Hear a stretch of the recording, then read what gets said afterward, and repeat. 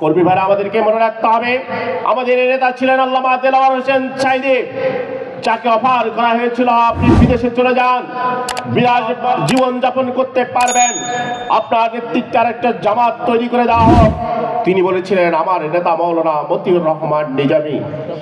আমরা সেই আন্দোলনের কর্মী, যে আন্দোলনের নেতা কর্মীরা জীবন বাজি রেখে বাংলাদেশের প্রতিটি ইঞ্চি মাটির স্বাধীনতা সার্বভৌমত্বের জন্য জীবন দিয়ে গিয়েছে, কিন্তু কখনো পালিয়ে যায়নি। যারা কথায় কথায় স্বাধীনতার কথা বলতো, যারা এই চেতনার ব্যবসার কথা বলতো, তারা এদেশ থেকে পালিয়ে তাদের মামার দেশে চলে গিয়েছে। আলহামদুলিল্লাহ, আলহামদুলিল্লাহ রাব্বিল আলামিন, আসসালাতু ওয়াসসালামু আলা সাইয়্যিদুল মুরসালিন ওয়া আলা আলিহি ওয়া সাহবিহি আজমাইন। আমাদের প্রাণপ্রিয় কাফেলা, বাংলাদেশের লাখো কোটি মুক্তিকামী মানুষের আপন ঠিকানা, এদেশের স্বাধীনতা সার্বভৌমত্ব, ইসলাম এবং ইসলামী তামাদ্দুন রক্ষার অন্যতম আস্থার জায়গা বাংলাদেশ জামাত ইসলামী ঢাকা মহানগরীর উত্তরের অন্যতম থানা বিমানবন্দর থানা কর্তৃক আয়োজিত আজকের এই কর্মী সম্মেলনে সম্মানিত সভাপতি, বাংলাদেশ জামাত ইসলামী ঢাকা মহানগরীর উত্তরের মজলিস শুরা সদস্য,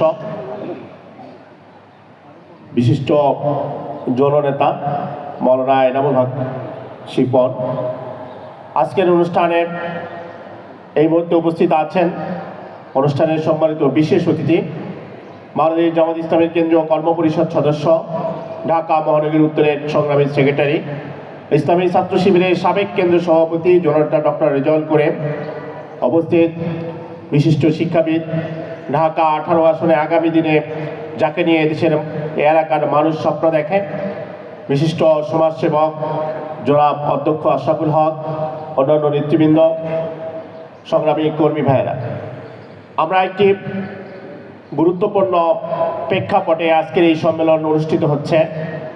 আপনারা জানেন, বাংলাদেশ জামাত ইসলামী এবং ইসলামী ছাত্র শিবির দীর্ঘ 16টি বছর এদেশের জুলুমে নির্যাতন নিষ্পেষণের শিকার হওয়ার পরেও আধিপত্যবাদী ব্রাহ্মবাদী শক্তির বিরুদ্ধে আপোষহীন সংগ্রামের মাধ্যমে এদেশের ছাত্র জনতাকে সাথে নিয়ে যে বিপ্লব সংগঠিত হয়েছিল, সেখানে এই আন্দোলনের একটি গুরুত্বপূর্ণ ভূমিকা ছিল।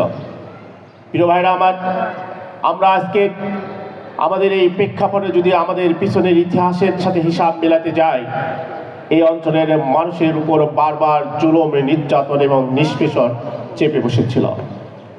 আমরা ব্রিটিশের সাদা চামড়া শাসন দেখেছি। এ জাতির ভাগ্যাকাশে সেই দুর্যোগের ঘনঘটা নেমে এসেছিল প্রায় 200টি বছর। তারপরে মানুষ মুক্তির আশায় একটি নতুন স্বাধীন দেশ গঠন করেছিল, কিন্তু সেই সময়ের সেই স্বপ্ন সেটাও ধূলিসাৎ হয়েছিল মানব রচিত মতবাদ এবং স্বৈরাচারের সেই প্রেতাত্মাদের জাতাকলে। এরপরে নতুন করে যখন বাংলাদেশ স্বাধীন হলো, এদেশের মানুষ স্বপ্ন দেখেছিল তার ভোটাধিকার ফিরে পাবে, ভাতের অধিকার ফিরে পাবে, থাকবে না কোনো বৈষম্য। কিন্তু আমরা দেখেছি বারবার এই দেশের শাসকেরা জাতির সাথে ধোঁকা দিয়েছে।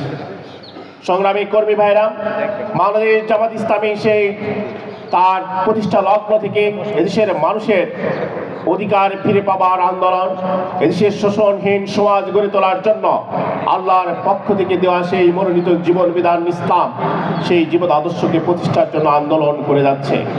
প্রিয় কর্মী ভাইরা, আমাদেরকে মনে রাখতে হবে আমরা সেই আন্দোলনের কর্মী, যে আন্দোলনের নেতৃবৃন্দ থেকে শুরু করে একটি ছোট্ট সহযোগী সদস্য পর্যন্ত দেশের স্বাধীনতা সার্বভৌমত্ব তথা ইসলামের সেই আদর্শকে বাস্তবায়নের জন্য তাদের জীবনকে বাজি রেখেছে।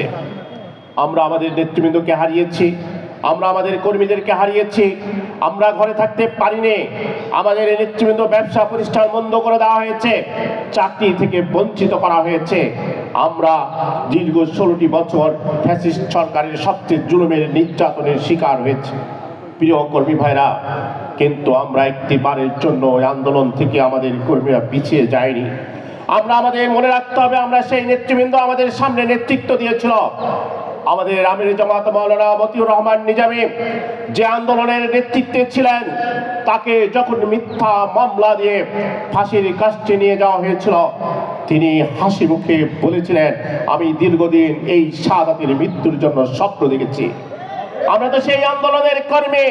আমার নেতা ঘোষণা করেছিল আমার শাহাদাত এই আন্দোলনের এই দেশের পরিবর্তনের সূচনা করবে, সেই কথাটি আজকে সত্যি পরিণত হয়েছে। কর্মী ভাইরা আমাদেরকে মনে রাখতে হবে, আমাদের নেতা ছিলেন আল্লামা দেলাওয়ার হোসেন সাঈদী, যাকে অফার করা হয়েছিল আপনি বিদেশে চলে যান, বিরাজ জীবন যাপন করতে পারবেন, আপনার নেতৃত্বে একটা জামাত তৈরি করে দেওয়া হোক। তিনি বলেছিলেন, আমার নেতা মাওলানা মতিউর রহমান নিজামী, তিনি একটিবারের জন্য আপোষ করেননি। তাকে ফাঁসি আদেশ দিয়ে জেলখানায় অন্ধকার প্রকোষ্ঠে তিলে তিলে তাকে হত্যা করা হয়েছে, কিন্তু বাতিলের কাছে একটিবারের জন্য আপোষ করেনি। কর্মী ভাইরা আমাদেরকে মনে রাখতে হবে, আমরা সেই আন্দোলনের কর্মী, যে আন্দোলনের নেতা কর্মীরা জীবন বাজি রেখে বাংলাদেশের প্রতিটি ইঞ্চি মাটির স্বাধীনতা সার্বভৌমত্বের জন্য জীবন দিয়ে গিয়েছে, কিন্তু কখনো পালিয়ে যায়নি। যারা কথায় কথায় স্বাধীনতার কথা বলতো, যারা এই চেতনার ব্যবসার কথা বলতো, তারা এদেশ থেকে পালিয়ে তাদের মামার দেশে চলে গিয়েছে। এদেশের হাজার হাজার সম্পদকে লুটপাট করেছে। আমাদের দেশ তো স্বাধীনতার যে সুফল পাওয়ার কথা ছিল, সেটা যদি সত্যিকারে পেত, সেটা যদি তাদের সেই স্বপ্ন বাস্তবায়ন করার সুযোগ থাকতো, তাহলে এই সুজলা সুফলা শস্য শ্যামলা এই বাংলাদেশ সিঙ্গাপুর বা মালয়েশিয়া হতে বেশি সময় লাগতো না। কিন্তু অভাব ছিল দেশের সৎ নেতৃত্ব, যে নেতৃত্ব চেতনার কথা বলতো। আজকে সে চোরের সেই নেতায় পরিণত হয়েছে। তার পরিবার চোরের দায়ে, তার নেতা কর্মীরা চোরের দায়ে সবাই আজকে পালিয়েছে।